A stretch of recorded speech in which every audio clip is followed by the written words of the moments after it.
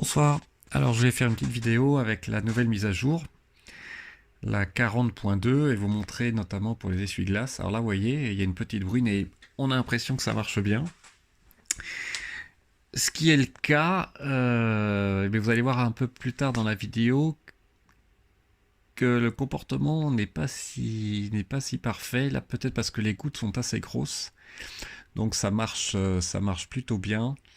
Et je voulais aussi en remontrer un peu l'autopilote de nuit parce que c'était une des questions qu'on me posait.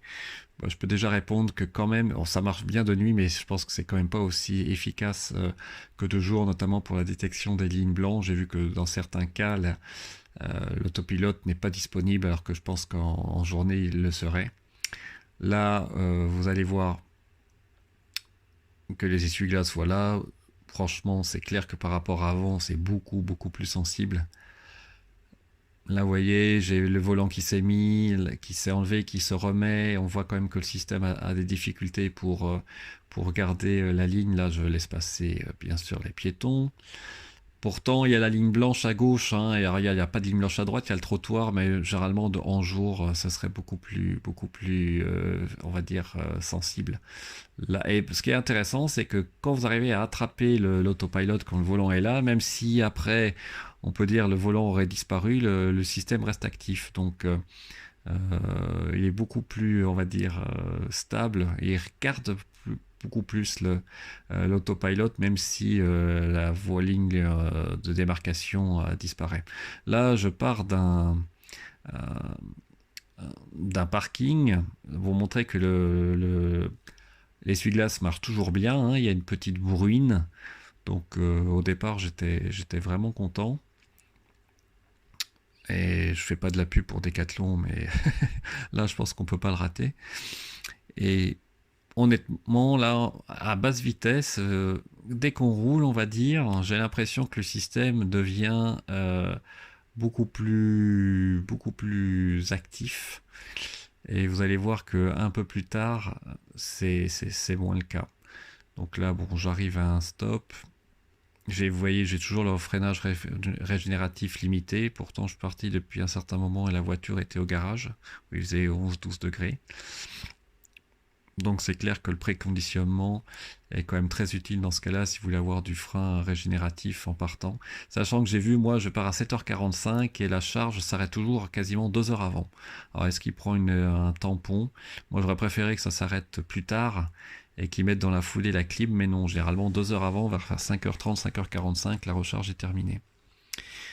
Donc je crois que ça, on peut rien faire contre, à moins de repasser à l'ancien système, et c'est-à-dire programmer la charge, le départ de la charge, et non pas dire quand est-ce qu'on s'en va de la maison. Là, vous voyez, je vais être plutôt dans les bouchons, et vous voyez, là, j'ai les gouttes qui s'accumulent, et on voit que ça commence, entre guillemets, un peu. Là, l'essuie-glace se met pas en route. Bon. Voilà, j'ai coupé la vidéo et on est un peu plus loin. Vous voyez, j'ai toujours pas mis les essuie-glaces. Vous voulez voir jusqu'à quel moment l'essuie-glace allait se déclencher. Et pour l'instant, il s'est toujours pas déclenché. Là, c'est peut-être 5 minutes après que je sois parti du parking. Et là, vous voyez, les gouttelettes de pluie commencent franchement à s'accumuler sur le pare-brise, là. Alors, est-ce que c'est parce que la pluie s'est arrêtée ou que la bruine est tellement fine que le système ne se déclenche pas? Je ne sais pas trop, alors que vous avez vu au départ de la vidéo, ça marchait très bien parce que la pluie probablement tombait. Et là, bon, bah, ça commence à être...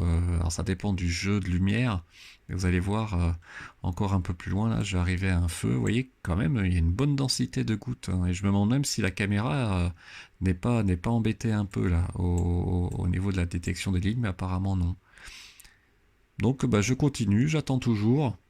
Et là, on est encore un peu plus loin et toujours pas de déclenchement des essuie-glaces. Et là, franchement, ça commence à être une bonne petite couverture sur le pare-brise et il se passe rien.